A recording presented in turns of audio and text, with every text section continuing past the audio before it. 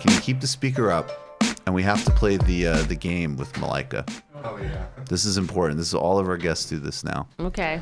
Are you ready for this? I don't know. Me or him? Well, nice. I don't know. All right. So for you, what you need to worry about is that this is Donald Trump is speaking about one thing. Mm-hmm. This is one topic he's covering. Yeah. There are 3 drops about one thing, and you need to guess what that thing is he's talking about. Matt, are we ready? Fun. Is the speaker up? All right, let's go. Bad deal. Should have never been thought of. All right, that's one. And where it should have stopped is at the deal standpoint, where they thought about it. What was the first word? And where it should have stopped is at the deal standpoint, where they thought about it. Cheer to stop. What? Well, And where it should have stopped. Oh, where it should have Okay, stopped got is it. at the deal phase where they thought about it. And where it should have stopped is at the deal standpoint, where they thought about it. You know, I understand him perfectly clearly. I don't know what the problem is. Okay, what's the third one? Third and final one here. And they had the worst cover-up ever. All right, you want to hear those 3 again? I think no, I don't need to hear it again. I right, don't have a guess. What's your but guess? What is He could be Don- talking about, I don't know, is somebody signing someone to the NBA? Is this a trade? Like, I could easily see it being about, like, basketball. So based on his tone of voice, you think it might be about But yeah, professional this is sports. actually a really important point. And I think, by the way, that's a totally valid guess and one of the more interesting guests we've heard. People mostly go with, like, you know, NAFTA or something. Yeah, All right, course. so, but it's all Donald right, Trump. So Donald Trump's talking about an NBA deal. Yeah. You know, can we just do a little bit? Let's just do a little bit more. Let's just do one more round of those Am I supposed to be drops. accurate? Because I'd rather it just be goofy. No, that's a I good think that's answer. an excellent choice All right. right there. We're just going to play it through one more time. We're going to play it through one more time All in right. case you want to change your mind. Bad deal. Should have never been thought of. And where it should have stopped is at the deal standpoint, where they thought about it. And they had the worst cover-up ever. All right, so Malaika Jabali thinks this is a NBA deal gone bad. Yeah. Would you like any? Is that what you're sticking with? Final answer. All right. Donald Trump is talking about the murder and dismemberment of Jamal Khashoggi in the Saudi embassy in Istanbul. That's where it should have stopped. And that's where it should have stopped. The deal. And where it should have stopped is at the deal standpoint, where they thought about it. Wow. Should it have? That's how you condemn that shit. Yeah. And where it should have stopped was at the idea stage when they first thought about it. It's just a matter of process here. It's not like. Well, I'm sorry. And play the last one again one more time, because this is, if you notice, I think this is the only one he has any emotion in. And they had the worst cover-up ever. Ever. He's all just like, yeah, they needed to go back to the drawing board. And then the last one, he's just like, that was pathetic. I've seen bodies gotten rid of in Atlantic City more efficiently in the middle of a casino pit. All right, let's get to the bad. Yeah, let's play the sound again. But we're going to talk about more about this Benjamin Dixon clip, and maybe also add the one on taxes as well, which we should have. Do we have those too? Okay. But it looks like it could be something that will be not good. Believe me, not good. No good, really bad for you. But it looks like it could be something that will be not good. What is that music? That's from Mario Kart. Is that from Mario? Because of that absolutely disgusting shit that Stormy Daniels said. Oh, it's going so deep. You don't even want to know You guys have that layers one. here. Yeah, I'm not ready. A lot of layers, and you really don't want to know that Very layer. self-referential. Yeah, absolutely. This is the Mike Bloomberg of podcasts. All right. This is Mike Bloomberg. Again, Benjamin Dixon reported this. I mean, this is the other thing. Like, having been friends with Ben for a while and having a lot of respect for him and doing some work with him, like, it needs to be underlined that I think there's a lot of people, Ben, Malaika, myself, Anna Kasparian, any number of people who exist in like independent media space who are absolutely doing better journalism, political analysis, commentary than people you see on cable. And now, like, this is like this is the most relevant piece of like found reporting, I would say, in the election cycle so far. Like, this isn't like somebody handed me an email that was kind of snippy. This is somebody revealing himself to be proud of maybe the most toxic public policy that anybody has had. I mean, look, Joe Biden can, in the midst of talking about his atrocities with the crime bill, mention the Violence Against Women Act or something else. This guy's literally just saying like, yeah, we just terrorized a large section of the New York City population. And if I could, I'd Xerox it across the country. Let's play it again. Oh, this is the regressive taxation one. This is the taxation one? Which one do you want, the Dixon one? I wanted the Dixon one first, but we can... Okay, yeah, let's play the Dixon one first. I want people to hear this to the point where they can mouth out each part of this like it's their favorite song. 95% of your murderers and murder victims fit one MO. You can just take the description, Xerox it, and pass it out to all the cops. They are male, minorities, 15 to 25. That's true in New York, it's true in virtually every city. And that's where the real crime is. You've got to get the guns out of the hands of the people that get killed.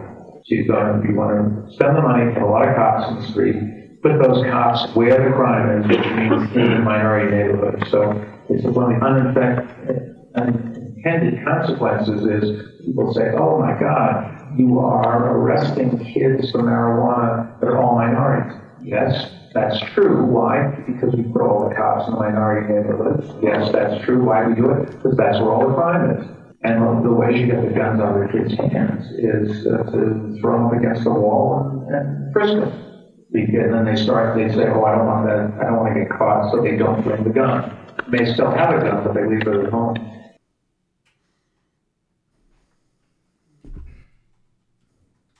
I mean, floor is anybody's. It's so sick. It's just again, people just need to watch that and send that and be annoying about it.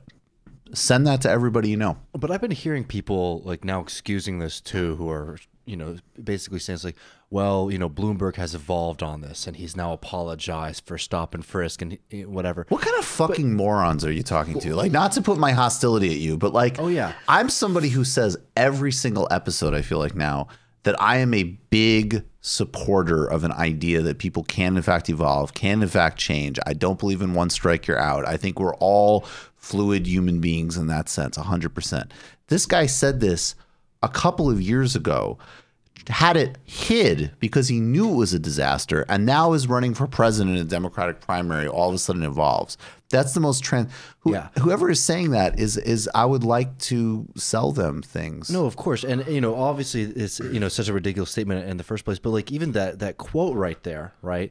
You can hear that he understands that what he was doing was wrong and he doesn't care that it's morally wrong. He's like, but it was effective. Right. And that's the fundamental, that's what's so frightening about somebody like Bloomberg. He's like, you know, this can be morally wrong, wicked. I can understand why this looks bad, why this looks evil, and I'm going to do it anyway because I think it's going to be effective. He's a dangerous person. Yeah. I mean, and it totally ignores the fact that the studies that have come out about the results of the stop and frisk policy have completely been inconclusive. So you potentially ruin hundreds of thousands of people's lives because of something that is not like cause and effect. There isn't necessarily a correlation here. It's just what you believe is what's effective, but no study has come out. Like there have not been a group of studies to say that this is what led to that. And, you know, Khalif Browder was under Michael Bloomberg. Like, you've had kind of the most inhumane... Will you explain Khalif Browder to people, please? Yeah, Khalif Browder, people may have seen like a documentary about his life, but he was thrown in jail didn't have enough cash to pay the bail. So he spent 2 years in Rikers Island, at some points in solitary confinement, and never went to trial. So it was about something really goofy. Someone said that he had stolen a backpack and he went to jail for that, a young black kid. And when he got out of Rikers, he was just so mentally like just strung out because you're, you know, a young kid going into this really inhumane environment, and he ended up committing suicide. And so that is what led to the closure of Rikers Island. You know, that's the official city policy right now. Because of, many people whose lives have been destroyed by this, like literally. And Bloomberg had a direct effect on that. He ordered these police officers to target, to dehumanize, to criminalize young Black kids and Latinos and Muslims. And he wanted this Xerox across the country. And also, let's be really clear about at least the stop and frisk part. It was first reduced because of a court order. Bloomberg said about the judge that ordered it, this woman doesn't know anything about policing or crime, excuse me. And then Bill de Blasio, who has not exactly been like our mayor, I'm trying to be diplomatic, but he did cut down. We're talking just really narrowly. He did cut down on stop and frisk. First, there's the legal order and then him as mayor. And crime is just continued to plummet. I mean, I don't want to argue these things on efficacy grounds because that isn't the fundamental point, but it is relevant that this guy is running around the country after terrorizing so many people and then just saying like, hey, I have the plan that will solve everything. We're just going to terrorize certain populations. And it's wrong, right? Like that isn't the fundamental point, but it's a second order point, but it's relevant, frankly, also just to illustrate his egotism because he isn't even like, he's saying like, look, I'm willing to be this harsh bastard to get stuff done, but you're not. You're just valorizing your own willingness to be a racist authoritarian. And there's no upshot in this policy by your own metric, right? Which is that we don't care about humanity. We don't care about legality. We don't care about racism. We don't care about humanity. We fuck all that, of course. What are the numbers? Oh, well, crime continued to go down. So what ground are you on, right? And then actually you got into like the real thing, which is like, I want to hear the tape where he says, I'm trying to turn New York into a billionaire's playground and people don't feel comfortable with people that look a certain way walking around them. So I knew how to make those neighborhoods safe in that sense. That's my actual read, right? On the policy, like, because I don't think he's an idiot. I don't think he thinks that it's solely dependent on doing this. I think he has a whole bigger sense of what does New York being a playground for oligarchs mean, right? Yeah, I mean, I think that's true, but I was living in East New York at some point around this time when he became mayor. And East New York is like deep in Brooklyn. It's like near the last stop on the 3. And he's not trying to gentrify that. Some of it is just it's just straight up racism. Oh, of course. It's just straight up wanting to be able to vilify a group of people and to have that power. Because crime stats there's all types of factors that are associated with it. But in that community in East New York, a lot of what helped them was having, it's called like a violence interrupter program. And you've got folks who are right in the community who treat young people with respect. And if they might have, if there are things that they, like certain factors that might lead to them being involved in violence, like they'll mitigate that. They have programs. They like help people with job training. And so for, I think, a year, there was not a single homicide in a certain area where they patrolled. But that comes from like love and respect with that community, not from vilifying them, not from violence, not from throwing them up against the wall. Those are the things that show that, there are some outcomes that actually makes sense in terms of your policing. This does not have those outcomes. Right. And you see the pleasure he talked about, like that vicarious toughness. Like you throw them against the wall. You're not throwing a single, like that disgusting, like his own physical limitations are going to get bypassed by that terrorism. I don't know. That's just, I don't want to get too psychoanalytic, but that's disgusting. Mini Mike, folks. That was a sophisticated way of making a mini Mike. He was getting on joke. his box right there. Yeah, he was getting on his box. throwing them up on the wall. Yeah, but should he get on a box? Do innocent teenagers need to be thrown on a wall because this guy's diminutive? That's what Bertie should do. It's diminutive. Bertie's just like, hey, look, I'm 6 foot. I never wanted to terrorize kids because I could swing a baseball bat. This guy couldn't. So the short kings are having a moment. Bloomberg just said y'all back. Absolutely. Decades. Absolutely. They were having a moment. He's paying them off. It's okay. He's paying off. All right, let's do two more clips. You just watched a Michael Brooks show video Subscribe to get them all. Why wouldn't you? Don't be foolish. Click subscribe below and become a patron as well. Patreon.com/TMBS. Thanks, everybody.